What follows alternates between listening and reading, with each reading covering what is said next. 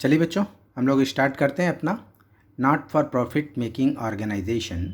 इसमें जो अभी हमारा फर्स्ट वीडियो इसका बनाया था पार्ट 1, जो कि रिलेटेड है बिगिनर्स से, कि और वो लोग जो अपना फास्ट रिवीजन करना चाहते हैं, जो डिफरेंट आइटम्स हम लोग अपने बैलेंस शीट में इनकम एंड एक्सपेंडिचर में और रिसीट पेमेंट में आते हैं।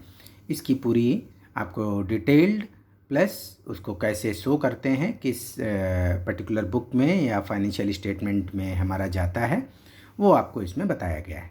तो अभी फर्स्ट पार्ट में हम 16 आइटम्स तक इसके बता चुके हैं और उनकी बात आप लोगों से हो चुकी है। अब नेक्स्ट जो है वो आप उनको अगला देखिए। इसमें ये हमारे चार्ट की डिज़ाइन क्या है इसको समझ लो।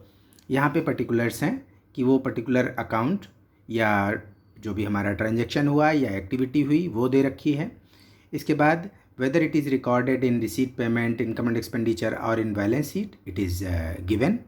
फर्स्ट क्या दिया है, receipts and payments, receipt side, payment side, income and expenditure, expenditure side, income side, and balance sheet that is liabilities and assets. तो चलें हम लोग, this is 17th point, purchase of fixed assets. तो आपने fixed assets purchase की, तो fixed assets हमारा capital expenditure होता है, ये नॉन रिकरिंग नेचर का है। तो एक तो आपने पेमेंट किया एसेट को ख़रीदने में, तो रिसीट पेमेंट में चला गया। दूसरे इसके बदले में क्या आया है, हमारी एसेट आई है, कोई हमने रिकरिंग एक्सपेंस नहीं किया, तो ये फिर आप बैलेंस शीट में एसेट्स में लिख दोगे। Likewise 18th, purchase of sports material, ये भी आपने स्पोर्ट्स मटेरियल जो ख़रीदा है ये भी कैपिटल एक्सपेंडिचर है। कैपिटल एक्सपेंडिचर का पेमेंट किया गया रिसीट्स पेमेंट में और इधर हमारी एसेट्स में। नेक्स्ट, इन्वेस्टमेंट इन सिक्योरिटीज़, आपने सिक्योरिटीज़ में इन्वेस्ट किया, यानी कहीं पे क्लब ने अपने पैसे का जो इन्वेस्टमेंट है कोई सिक्योरिटीज़ खरीदी। जनरली ये लोग गवर्नमेंट सिक्योरिटीज़ ही खरीदते हैं, क्योंकि इनकी जो स्पेसिफिक लिस्ट है उसमें ये कोई ओपन मार्केट में ये पैसे अपने नहीं लगा सकते, तो ये इनके ऊपर कुछ लिमिटेशंस होती हैं। तो गवर्नमेंट की सिक्योरिटीज़ इसने खरीदी, तो जब सिक्योरिटी खरीदेगा तो पैसे जाएंगे, तो पैसे गए तो पेमेंट, और चूँकि एक उसके बदले एसेट आई है, इन्वेस्टमेंट हुआ है, सो this is an asset. Next is, ये रूटीन के एक्सपेंसेस हैं जो कि लाइन से ही दे रखे हैं, हम दिखा देते हैं आपको, बड़ा ये ईजी लगेगा इसको समझने में। So this is printing and stationery, ये एक रेगुलर एक्सपेंस है जो कि एक एनपीओ में होता है। सो प्रिंटिंग एंड स्टेशनरी, पेमेंट किया, पेमेंट, और ये एक्सपेंडिचर है, सो इन एक्सपेंस, रेगुलर एक्सपेंस है, रिकरिंग नेचर का है। Postage and courier charges, payment और एक्सपेंस। एडवर्टीजमेंट, ये भी हमारा रेगुलर है, उस क्लब ने हो सकता है अपनी डायरीज, कैलेंडर्स या थोड़ा बहुत एडवर्टीजमेंट किया तो पेमेंट हुए और इसके बाद इसको एक्सपेंस में लिखा गया। वेजेज एंड सैलरीज, ये भी regular, so payment and expense. Honorarium, अब हॉनरेरियम को हमने नेक्स्ट पेजेस पे थोड़ा डिस्क्राइब भी किया है। हॉनरेरियम का पेमेंट हम किसी को ऑनर करने में देते हैं और जनरली ये उनको पे किया जाता है जो उस एनपीओ के रेगुलर एम्प्लॉई नहीं होते।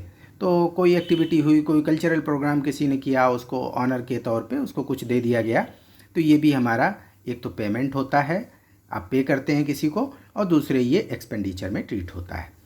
Next one is telephone charges. Telephone charges recurring expense, payment and expenditure. Electricity and water charges normal, so payment and expenditure.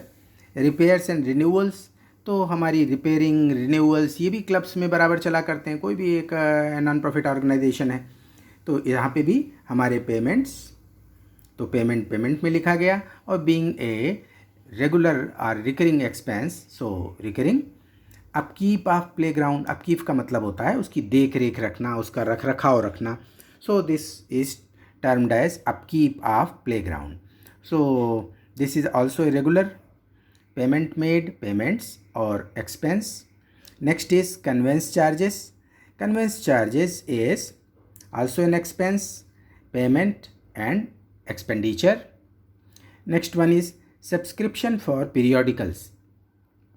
Subscription for periodicals क्या है, ये पीरियोडिकल्स क्या होते हैं, ये जो क्लब्स वगैरह में एक तो न्यूज़पेपर लिए जाते हैं, न्यूज़पेपर डेली आता है, कुछ मैगजीन्स वगैरह मंगाई जाती हैं जो फोर्टनाइटली आती हैं, मंथली आती हैं, तो इनके लिए जो वो सब्सक्राइब करता है, उनको सब्सक्रिप्शन भेजता है, तो वो हमारा पेमेंट और ये भी एक रेगुलर आइटम की तरीके एक्सपेंडिचर में ट्रीट होता है और एक्सपेंसेस में आप इसको दिखाते हैं। चलिए अब हम नेक्स्ट देखते हैं। नेक्स्ट वन इज़ ऑडिट फ़ी। अब चूँकि ये जितने भी नॉन प्रॉफिट मेकिंग ऑर्गेनाइजेशंस हैं, इनको गवर्नमेंट टैक्स से एग्जेम्प्ट रखती है, इनके ऊपर टैक्स इन नॉर्मल कोर्स नहीं पड़ता और इनकी जो कुछ फॉर्मेलिटीज़ हैं, ये थोड़ी बहुत फॉर्मेलिटी इनकम टैक्स डिपार्टमेंट की जाती हैं। लेकिन गवर्नमेंट एक इनके ऊपर रिस्ट्रिक्शन या एक तरीके का एक इनका नियम बना देती है कि आप लोग अपनी बुक्स ऑफ अकाउंट को ऑडिट ज़रूर कराएंगे। ऑडिट का मतलब होता है checking and verification of books of records. तो ये ऑडिट कौन करता है? क्वालिफाइड चार्टर्ड अकाउंटेंट करता है और ये निश्चित हो एक कंपलसरी फीचर है इन क्लब्स का कि वहाँ पे ऑडिट होना ज़रूरी है। तो जो वो ऑडिटर होता है वो कुछ फ़ीस लेता है, तो फीस का आप पेमेंट करते हो, पेमेंट्स, और ये एक्सपेंस की तरीके ट्रीट होता है। Next one is entertainment expenses. कुछ इंटरटेनमेंट के एक्सपेंसेस किए गए तो वो भी हमारे पेमेंट और expense. Next one is municipal taxes. बहुत सारे होते हैं हमारे, house tax, water tax, sewage tax, ये सब कुछ जो आता है। सो this is municipal taxes. Regular payment होते रहते हैं, पेमेंट्स और expenditure. Next one is charity. तो चैरिटी अगर क्लब ने दी है, किसी को एनपीओ ने दी है, तो पेमेंट और एक्सपेंस। और अगर उसको कहीं से चैरिटी मिली है, क्योंकि ये खुद ही बैठे हैं दान लेने के लिए, तो ये चैरिटी देंगे क्या? तो खैर जो भी है, अगर उसने दी है तो पेमेंट और एक्सपेंस, और अगर मिली है इसको तो रिसीट और इनकम। ध्यान देना इस पर कि ये हमको, और हमको कैसे पता चलेगा कि हमने गिवन है या रिसीव्ड है? ये आपको रिसीट पेमेंट बता देगा। अगर रिसीट साइड है इट मीन्स चैरिटी हमको मिली है, और अगर हमने चैरिटी दी है किसी को तो ये पेमेंट में दिखेगी और अकॉर्डिंगली आप यहाँ इसका ट्रीटमेंट दिखा दोगे। Next one is insurance. It is also a regular feature of expense. So when insurance is done, in that cash payment is made और एक्सपेंस हमारे में चला गया। फिर बात आती है हमारे क्लोजिंग बैलेंसेस की। तो जैसे अभी स्टार्टिंग में बात हुई थी फर्स्ट पार्ट में कि हमारे ओपनिंग बैलेंसेस कैश बैंक के हैं तो कैसे लिखे जाएंगे, ठीक इसी तरीके से अगर क्लोजिंग बैलेंसेस हैं तो क्या होगा। तो क्लोजिंग बैलेंस कैश का आपको किधर मिलता है? चूँकि कैश का डेबिट बैलेंस होता है हमारे हमेशा, और हमारी रिसीट जितनी है उससे हमारे पेमेंट्स कम ही होंगे, क्योंकि कैश हमारे पास जितना है उससे ज़्यादा हम पेमेंट नहीं कर सकते, तो कुछ ना कुछ कैश हमको बचता है। तो वो बैलेंस कहाँ आया? Payment side. वो आपको बैलेंस बाय बैलेंस सीडी करके दिखाते हो। ठीक इसी तरीके से क्लोजिंग बैलेंस बैंक का अगर फेवरेबल है कि हमारा पैसा बैंक में जमा है, तो उस केस में हमारा जो बैलेंस होगा वो किधर आएगा? पेमेंट साइड ही आप बाय बैलेंस सीडी में कैश और बैंक को दिखाएंगे। लेकिन अगर हमारा बैंक ओवरड्राफ्ट है ईयर एंड में, यानी बैंक से हमारा कुछ ओवरड्रा हुआ है, तो इसका बैलेंस कैसा हो जाएगा? या तो बैंक ओवरड्राफ्ट लिखा होगा या होगा bank with in bracket credit. तो इसके मतलब आपके बैंक के पेमेंट्स ज़्यादा हैं, रिसीट्स कम हैं, तो बैलेंस किधर आएगा? रिसीट साइड लिखा होगा और इसको क्रेडिट बैलेंस बोला जाता है। इसके आगे की भी बातें देख लें तो कैश का जो क्लोजिंग बैलेंस है कहाँ गया? इधर एसेट्स में गया। बैंक का फेवरेबल क्लोजिंग बैलेंस एसेट्स में, बैंक का ओवरड्राफ्ट या क्रेडिट बैलेंस लायबिलिटी है। फिर आइए नेक्स्ट देखिए, opening balance of assets and liabilities. तो चूँकि एक हमारा कंप्लीट सम दिया होता है तो जनरली हमको ओपनिंग बैलेंस शीट भी बनानी होती है। तो ओपनिंग बैलेंस शीट क्यों बनाते हैं? चूँकि हमें उसकी कैपिटल फंड नहीं दिया होता है, तो उस कैपिटल फंड हमारा बैलेंसिंग फिगर निकलता है। तो सबसे पहले तो हमको ओपनिंग बैलेंस शीट में एसेट्स और लायबिलिटीज़ जो भी हमारी first day of accounting year हैं उनको अकॉर्डिंगली आप एसेट्स और लायबिलिटीज़ में ओपनिंग बैलेंस शीट में दिखा दोगे। तो ये पार्ट कहाँ दिखा रहे हो? ओपनिंग बैलेंस शीट में दिखा रहे हो। ठीक इसी तरीके से जो क्लोजिंग में हमारे बैलेंसेज होते हैं एसेट्स और लायबिलिटीज़ के, ये आप क्लोजिंग बैलेंस शीट में लायबिलिटीज़ और एसेट्स में दिखाते हो। तो इस तरीके से हमारे ये डिफरेंट जो आइटम्स हैं इनको आप शो करते हो। तो ओपनिंग बैलेंस शीट और क्लोजिंग बैलेंस शीट के आइटम्स याद ध्यान रखना कि ओपनिंग डेट पे first day of accounting year पे हमारे पास जो एसेट्स और लायबिलिटीज़ के बैलेंसेज हैं ये आपको ध्यान देने होंगे, उसमें कुछ गिवन होंगे, और कैश और बैंक का बैलेंस आपको रिसीट पेमेंट से मिलेगा, और सब्सक्रिप्शन वगैरह की चीज़ें भी आपको एडजस्टमेंट में देखनी होंगी। उसी हिसाब से आप ओपनिंग बैलेंस शीट को अच्छे से प्रिपेयर करते हो। ठीक इसी तरीके से हमारी क्लोजिंग बैलेंस शीट के आइटम्स कि हमने ड्यूरिंग द ईयर कोई एसेट परचेज़ की तो एग्जिस्टिंग जो एसेट होगी उसमें जुड़ जाएगी, डिप्रिसिएशन माइनस हो जाएगा, इस तरीके से क्लोजिंग में दिखाओगे। तो ये जैसा लास्ट ईयर में करते थे वो पूरा फॉर्मेट कुछ उसी तरीके से चलेगा, बस आप कुछ आइटम्स होते हैं जो आप प्लस माइनस करते हो।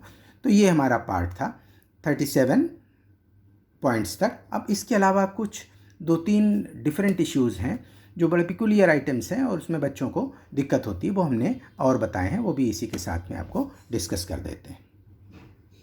तो अब ये जो कुछ स्पेशल आइटम्स थे इनको आप ध्यान से देखें। सबसे पहला है लीगेसी। तो लीगेसी क्या होती है? लीगेसी किसी की वसीयत के अनुसार एनपीओ को मिला हुआ दान।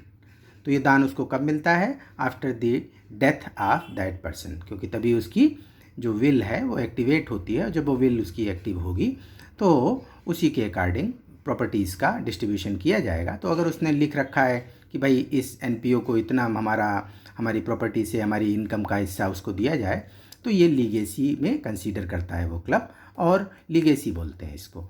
तो ये कैसी रिसीट हुई? ये रिसीट होती है कैपिटल रिसीट। तो आपके रिसीट और पेमेंट में तो रिसीट साइड ये आएगी ही। तो आप इसको ये हमारी नेचर ऑफ इसका क्या है? कैपिटल रिसीट, और रिसीट पेमेंट में रिसीट साइड। इसके अलावा चूंकि ये कैपिटल रिसीट है तो बैलेंस शीट में आप लायबिलिटी साइड इसको लीगेसी को दिखाते हो। नेक्स्ट आता है हमारा दिस इज एंडाउमेंट फंड या एंडाउमेंट से हुई कोई इनकम। तो इसकी पहले डिटेल समझो। कोई ऐसा फंड जिस पर प्राप्त इनकम का उपयोग किसी खास उद्देश्यों के लिए किया जाएगा, ऐसे फंड्स की इनकम का ही यूज़ किया जाता है।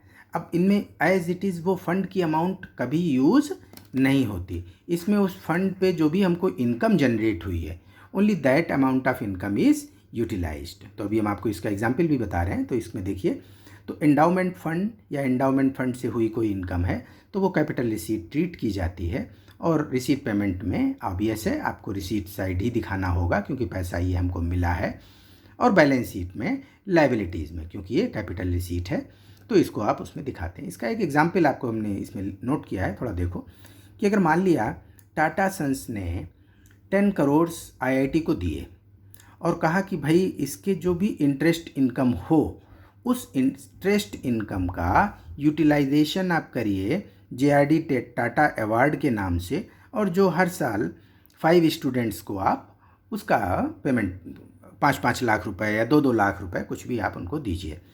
तो इसमें उसको क्या इंस्ट्रक्शंस उसने दिए हैं कि आप उस 10 करोड़ की अमाउंट को टच नहीं करेंगे। 10 करोड़ की अमाउंट जो भी उसने आईआईटी ने कहीं भी इन्वेस्ट कर रखा है उसको, उससे होने वाला इंटरेस्ट ही डिस्ट्रीब्यूट किया जाएगा। उस अमाउंट को, उस फंड को आप नहीं छूते हैं, उसको डिस्टर्ब आप नहीं करेंगे, केवल उसकी इनकम से आप स्कॉलरशिप्स का डिस्ट्रीब्यूशन करोगे। तो ये बोला जाता है एंडाउमेंट फंड, और उस एंडाउमेंट फंड की जो भी इनकम होती है वो उसमें ऐड कर दी जाती है। तो जब वो फंड को डिस्टर्ब नहीं करेगा तो इसका इफ़ेक्ट क्या होगा कि सैकड़ों साल तक जेआरडी टाटा के नाम से एक आईआईटियंस को अवार्ड मिलता रहेगा, और उनको कुछ अच्छा काम जो उन्होंने अपने डिपार्टमेंट में किया होगा, फिज़िक्स में किया होगा, मैथमेटिक्स में किया होगा या और किसी सब्जेक्ट में किया होगा, उस पे उनको, या लिटरेचर के किसी सब्जेक्ट में उन्होंने कुछ किया है, क्योंकि अब तो आईआईटीज़ पीएचडी भी कराती हैं, इवन इकोनॉमिक्स में पीएचडी कराते हैं। तो उसमें किसी ने जिन बच्चों ने अच्छा कुछ काम किया है तो उनको ये जेआरडी टाटा अवार्ड उनको मिलेगा। तो ये किससे मिल रहा है? उस फंड से होने वाली इनकम से, यानी फंड डिस्टर्ब नहीं होता। ये बाकी से कैसे डिफरेंट है ऐसे आप देख सकते हैं। अगर मान लिया बिल्डिंग फंड होता है तो बिल्डिंग फंड में जो भी अमाउंट है उसका पूरे का यूटिलाइजेशन आप बिल्डिंग बनाने के लिए करते हैं। लेकिन ये एंडाउमेंट फंड में क्या डिफरेंस हुआ कि एंडाउमेंट फंड में जो अमाउंट पड़ी है उस अमाउंट का आप यूज़ नहीं करते, उस पर होने वाली इनकम का यूटिलाइजेशन आप करते हो। तो हमारा 50 सैकड़ों साल तक इस तरीके के एंडाउमेंट फंड चला करते हैं, और उस पर होने वाली income according to the purpose is distributed among for the purpose what is the objective of that fund. तो ये इसकी बात थी एंडाउमेंट फंड की। नेक्स्ट देखो गवर्नमेंट ग्रांट्स। तो गवर्नमेंट ग्रांट्स का 2-3 तरीके का है, उसको ध्यान से देखो। एक होती है जनरल ग्रांट। तो ये जनरल ग्रांट गवर्नमेंट देती है फॉर रूटीन एक्टिविटीज़, जो क्लब की रूटीन एक्टिविटीज़ हैं, एनपीओ की रूटीन एक्टिविटीज़ हैं। कोई स्कूल चल रहा है, उसको गवर्नमेंट की ग्रांट मिली हुई है, तो टीचर्स की सैलरी है, स्कूल मेंटेनेंस है, तो ये सारा कुछ मिलता है। तो जो रूटीन में मिलता है उसको वो रेवेन्यू रिसीट ट्रीट करता है। और रेवेन्यू रिसीट है तो रिसीट तो है ही, क्योंकि मिला है, तो रिसीट साइड तो इसको आना ही है रिसीट पेमेंट में। और उसके अलावा इसको इनकम की तरीके ट्रीट किया जाता है, क्योंकि ये हमारे रूटीन एक्टिविटीज़ को मीट आउट करने के लिए मिला है। Next, specific grant. अब गवर्नमेंट ने कोई स्पेसिफिक ग्रांट दी किसी स्कूल को, कहा कि इसमें प्राइमरी सेक्शन में 5 रूम्स और बनने हैं, तो that amount would be known as specific purpose grant and that would be utilise for construction of rooms only. तो ये पैसा तो मिला है, so but it is for specific purpose, so it becomes capital receipt. तो receipt side एक तो लिखोगे, दूसरे ये बैलेंस शीट में लायबिलिटी की तरीके जाएगा, वो उसमें ग्रांट फॉर बिल्डिंग या जो भी पर्पज़ होगा वो आप लिख करके उसको आगे बढ़ा देंगे। नेक्स्ट है कैश सब्सिडी। गवर्नमेंट किन्हीं पर्टिकुलर कामों के लिए या कोई एसेट परचेज करने के लिए इन एनपीओज़ को कुछ कैश सब्सिडी देती है। तो अगर जब कैश सब्सिडी उसको मिलती है in the year of receipt, तो रिसीव हुई, तो आप receipt side of receipt payment में दिखाओगे। और ये कौन सी रिसीट ट्रीट होती है? It is treated as revenue receipt. तो इसको हम इनकम में दिखाते हैं। तो ध्यान रखो, कैश सब्सिडी जब हमको मिलेगी तब हम उसको अपने यहाँ उसका पूरा ट्रीटमेंट करेंगे। तो रिसीट साइड चली गई एक तो ये, और चूंकि इसको रेवेन्यू रिसीट ट्रीट करते हो तो ये हमारी इनकम में दिखाई जाती है। तो इस तरीके से आपके ये most of the transactions has been described.